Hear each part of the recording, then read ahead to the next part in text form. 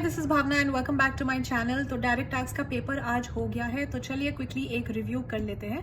मैं सबसे पहले बात करना चाहूँगी इंटरनेशनल टैक्सेशन के बारे में, जो कि 30 मार्क्स का आता है। सो बेसिकली उसमें ट्रांसफर प्राइसिंग, एनआर और डीटीए, इनमें प्रैक्टिकल क्वेश्चंस आया था विच वेयर मैनेजेबल। और जो ट्रांसफर प्राइसिंग का क्वेश्चन था वो तो यश सर के क्वेश्चन बैंक से ही आ गया था। और जो इक्वलाइजेशन लेवी का क्वेश्चन था that was a mix of practical and theory. उसमें कुछ इंप्लीकेशंस वगैरह के बारे में बात करने थे एंड उसमें एनालिसिस करने थे।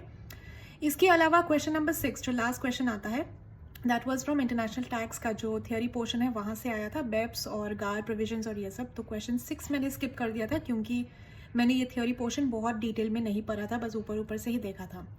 अब बात करते हैं डायरेक्ट टैक्स के बारे में। तो जैसे कि आप जानते हो क्वेश्चन 1 में पीजीबीपी का सम आता है, उसमें कुछ एडजस्टमेंट्स तो ऐसे थे जो कि यश सर के एडजस्टमेंट शीट में कवर थे, तो दोज आई कुड डू।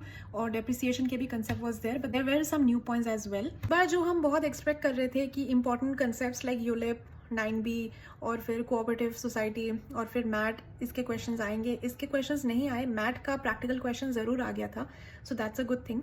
इसके अलावा जो चैरिटेबल इंस्टीट्यूट का सम था दैट वाज पूरा थियोरेटिकल। टीडीएस का भी 2 टीडीएस का क्वेश्चन था and there was 1 from TCS as well.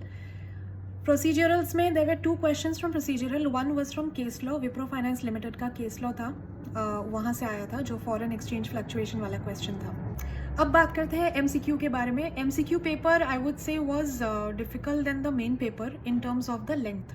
तो उसमें ना कुछ क्वेश्चंस बहुत लेंथी थे और जो उनके ऑप्शंस दिए गए थे those were also so long कि उसको पढ़ने में ही बहुत टाइम लग गया था।